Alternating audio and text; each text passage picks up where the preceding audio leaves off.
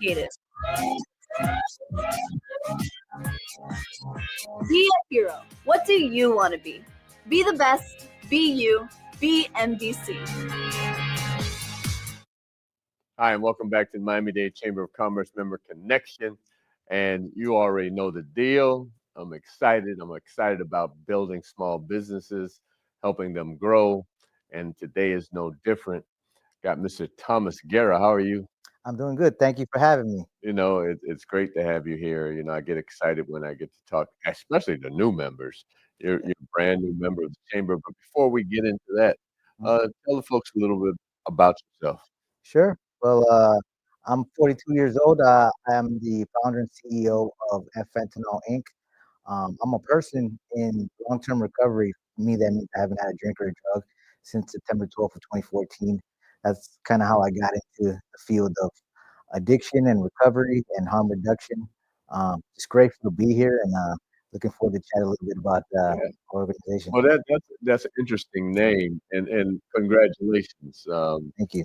Many of us have gone down that road, and a lot of us don't want to admit to it, but it Exactly. takes a lot to even come out and admit to the fact that you had your challenges and you've overcome those challenges. And as they say, every day it's a struggle. Absolutely. It's not just, okay, I stopped in 2014 and, Yeah. you know, uh, the world has changed. I know it's a fight every day. Day by day, Yeah. yes. And there's a huge stigma. So that's why I'm open with my recovery.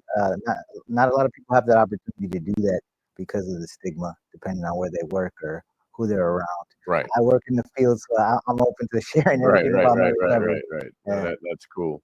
Where'd you grow up? Here in Miami, Okay, although I was born in California, okay, I've lived in Miami since I was 10. okay. Both parents in my life, I had a pretty good upbringing. And So so, talk about that, like, and a lot of us, like you said, you had a great upbringing, but mhm, somewhere along the line, mhm, you kind of veered left yeah. or, found a crooked road. Mhm. How old were you when you first started using? 15 years old. Okay. So I started with marijuana and They say alcohol. that's the gateway. Yeah, right. It was first.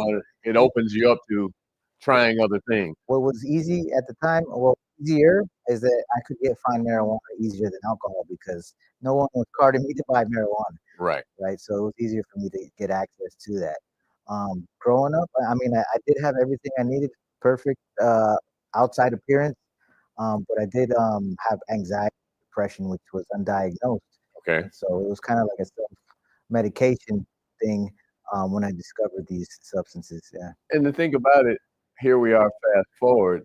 You, like you said, you were 15, you're 41 now, and now actually marijuana is being sold as a medication. Right, right. And And it's I'm changed. sure you don't use it now No, not at all. No. because of Yeah. Well, what you've gone through. yeah. And that's not everybody's different. And so what my recovery looks like different to somebody else.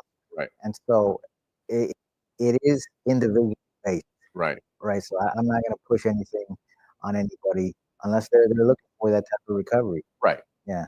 And I walked in and I saw your shirt, Yeah. and I was talking to Paris before I got here, to learn a little more about you, and she was saying fentanyl. And I'm like, fentanyl. Yes. And obviously we've heard the challenges in society with fentanyl. How'd you come up with that name? Well, Well, actually, I see what's going on. now you see what's going on, right? That's funny. Okay, it's F Fentanyl, and I see the two stars. So yeah, Yeah. I got it. And so the amount of passion that people have for what has happened and what's happening in our community, right? Only a word like that Right, right. could define that. For the people that have lost people to overdose, the people that are going through struggles, it it's that word that kind of like puts that It on wakes you up. attention, It gets right? you definitely gets your Right. attention. And although it may be kind of vulgar, I don't use it everywhere. That's why I have the Right, stars. right. But I've seen organizations called F Cancer, F other Right. diseases, and that's exactly what this is about. Is that we're fighting, Okay. and we want people to survive these. Social media, you see folks on fentanyl, Hmm. you hear about people dying. Mhm. You know, you hear about the fentanyl crisis. They talk about it's coming from Canada, coming from Mexico, Mhm. uh, and there have been so many different drugs that are out there, and fentanyl is just why is it so popular? Right. So the reason that it is causing such a big crisis is because it is so potent, right? Okay, And so the dealers and the cartel are using it because it makes more money for a smaller amount, okay, right? So they use smaller to have more reach. But what happens as a result is that a lot of the different drugs are being tainted, right? So it's not just people seeking out fentanyl that are at risk; it's people that are using other drugs as well, which includes pills like okay. Percocets and Adderall, includes cocaine. There's instances that they say marijuana, but it's for sure in cocaine and pills, right? And so for the young people, for people that are trying for the first time, they're at risk as well as the people that have severe problems. Well, wait a minute. Are you saying that fentanyl is in cocaine now? Yes, yes, Wow. So you yes, don't know basically what you're getting out there in the street. exactly. So it is a random, right?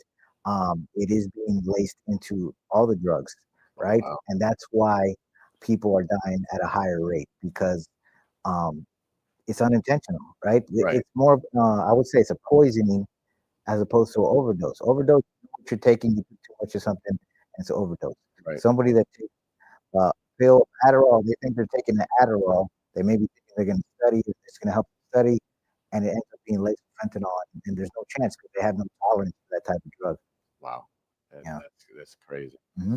So I I'm assuming obviously your history Hmm. and what you've done kind of propelled you into starting uh, your business, Yes. your nonprofit. How long have you been in business? So we started in 2023, so we're fairly new, but Okay, I've been in the field for a little while, along with my recovery. Also work as a therapist at a treatment center, okay, and I've started another nonprofit. So this is my second nonprofit. okay, The first one was more focused on recovery, okay. which is good. We were missing a lot of the population that's still at risk. And so with this one, I didn't want to miss that because whether you're trying for the first time or you have a severe substance use disorder, you're at risk, and everybody in the middle is at risk. So if you're trying to go to a party and try something for the first time, or somebody that's been using for years, right? Right. Was it Glenn, the basketball player back Uh, in Bias? Bias, yes, that was a while ago. It was cocaine for Right, that. So yeah, and so we're seeing that on a regular basis, right? With people passing away, um, and it's really people that don't have a severe problem, right? There's no rock bottom. It's just instant death wow. because of the The potency. strength Yeah. of the drug. Hmm. Um, reading your bio, so you have a bachelor's degree. Hmm. To tell us about Yeah. that So whole process. getting into recovery, I wanted to, you know, start hit the ground running. So I went back to school in my later years. I got my associates like after 30, and I got my bachelor's, and I got my master's degree in mental health counseling because Okay. I wanted to work in a field where I could help other people like myself. Right. And I've done that. I've worked as a counselor. I continue to do groups as well. But my baby is a nonprofit where I get to work with pretty much every population. Right. Hmm. Right. Right. Hmm. Right. In Miami being so, I guess you would say transient to a certain degree, Hmm. do you see more issues because of that? Hmm. Yeah, yeah. Well, a lot of stuff comes through here, right? And a lot of new drugs come through here first too, right? There's new drugs that are coming around, something called 2C, pink cocaine, right? These are different things that I never, Really? yeah, Toots, two toots, C, tootsie? 2C, yeah. And so a lot of things coming around here, right? And this is a party town, right? So Right. we know people come here for vacation, they try things for the first time, Well, right? we're going to be right back and talk about this tootsie. Yeah. We're going to get a word from one of our supporters. Be back on the other side. Learn and earn today at Miami-Dade College. College graduates earn 56% more than high school graduates and a million more lifetime earnings. A degree from MDC is your path to great earning power and career success. Choose from hundreds of affordable high-tech and in-demand career programs, including cybersecurity, artificial intelligence, business, and nursing. Learn and earn today at MDC and fast-track your career. Enroll at mdc.edu/purpose. Whoops. It's all good. Well, welcome back. You know, we're talking about uh, fentanyl. We're talking about other drugs that have basically put wreaked havoc on our community. hmm And I'm here with Thomas, and he started F Fentanyl nonprofit. And you were just talking about some new drug, Tootsie, Yeah, and I'm pink Toots. yeah, they say it's pink cocaine. It's not really cocaine. It's a mix of MDMA and methamphetamine. But it looks like Cocaine. cocaine and it's pink, Wow. right? And I know this because I'm working in the treatment center. I see different clients coming in for different reasons, right? And it's just it.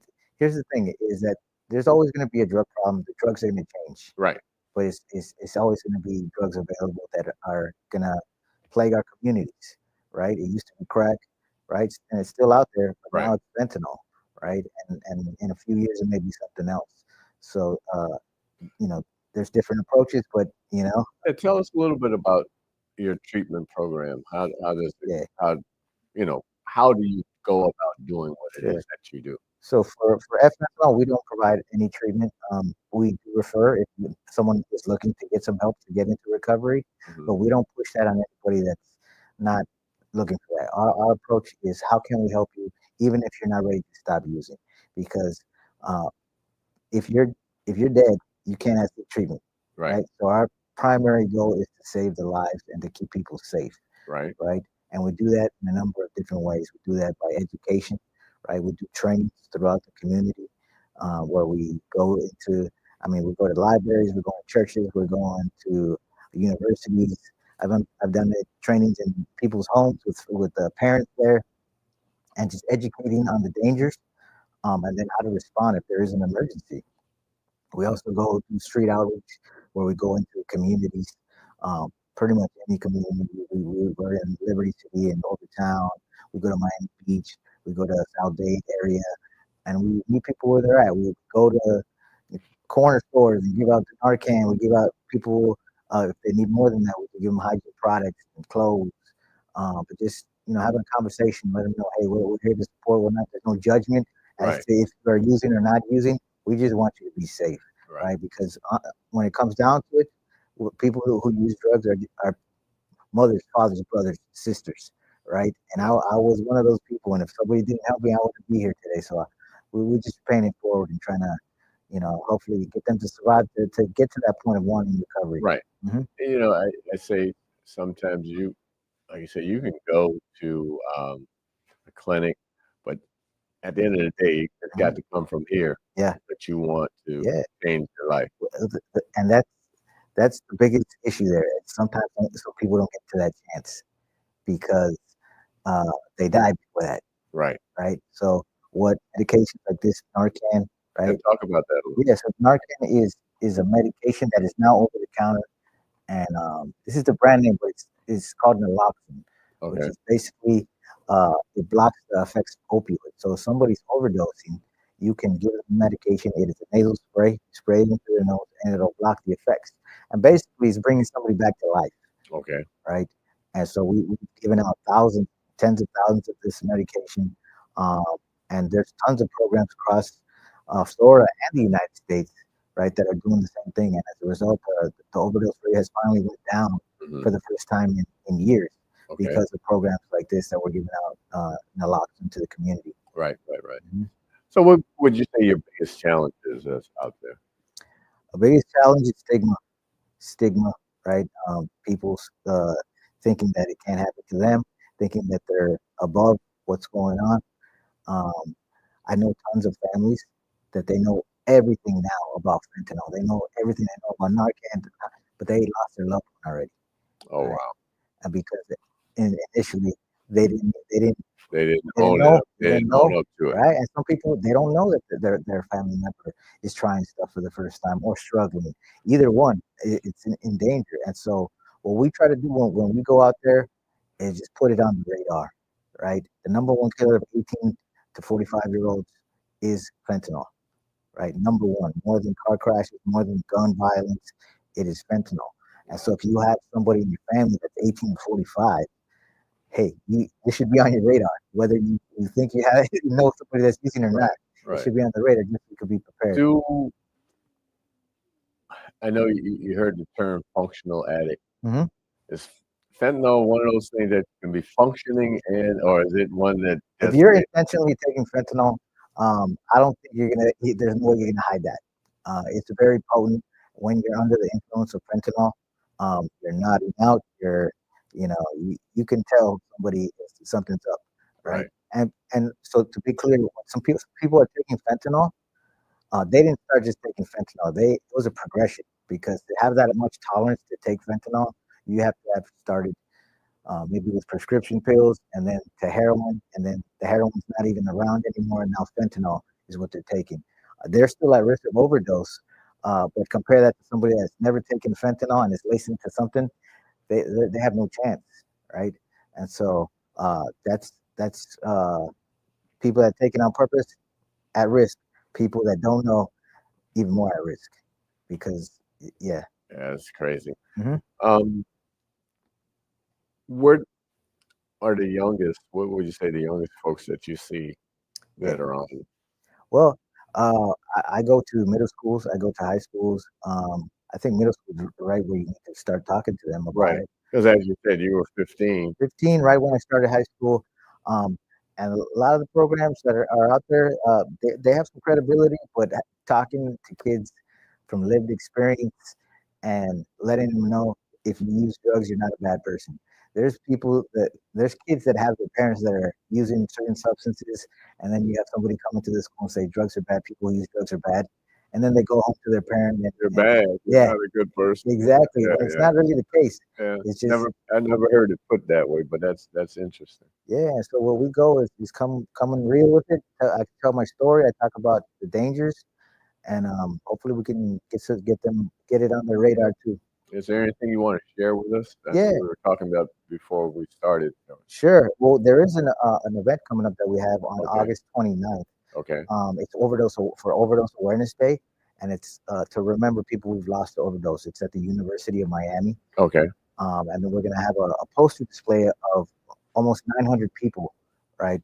Each one representing one loved one, and it's going to be there from 1 to 6 p.m. in the Shilea building on the Grand Ballrooms. And then at 6 o'clock, we have the candlelight vigil where we'll have proclamations from Miami-Dade, Coral Gables, some guest speakers, and musical performance, and then we'll have the candlelight vigil. So if you have had a loved one that you've lost to overdose and you want to come, remember them, you can come there and have a safe place and connect with other people that have experienced the same thing.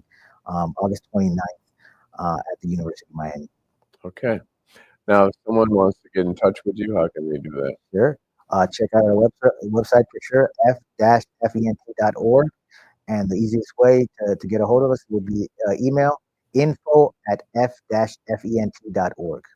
Okay. Well, before we wrap it up, anything you want to leave our audience with? Yeah, I would say there's always support. There's always help. If you're using and you want to get help, you can absolutely reach out to us. We'll get you in the right direction. But also, if you're using and you want to be safer, there's methods like Narcan, fentanyl test strips. So please reach out to us and we'll get you. All our services are free. And your website again? f-fent.org. Is there a phone number? Yes, it's 305-942-8323. Okay. So what would you say, and again, about to wrap up, was that thing that made you wake up and say, no more? For me, I had that multiple times. So I have 11 years, or I'm coming up on 11 years in recovery now. But I've had multiple times. And the last time it was not the outside consequences, although I have a lot. It was the hole I had in my heart. Right. And just knowing that I've done this before and I can do it again. And for my kids, And so whether you hit a bottom or you're just ready to stop, you don't have to keep going lower and lower. You can stop at any time. It's just having the support you need and the willingness. So when they meet together, good things happen. Absolutely. Well, this has been an interesting conversation. If you need help, reach out to F Fentanyl and my guy, Thomas Guerra. And if you want to know more about the chamber, you can reach out to us at 305-751-8648 or go to m-dcc.org. See you on the other side.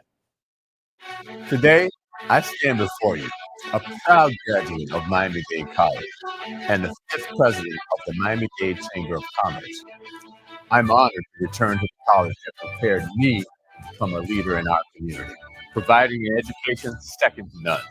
So I'm asking you to please tune in every Monday at 12 noon to the Miami-Dade Chamber of Commerce's Member Connection as I interview members of the Miami-Dade Chamber of Commerce on our Facebook page at Miami-Dade Chamber of Commerce or our YouTube channel, Miami-Dade Chamber of Commerce. To learn more about the Chamber, please go to m-dcc.org or call the Chamber at 305-751-8648.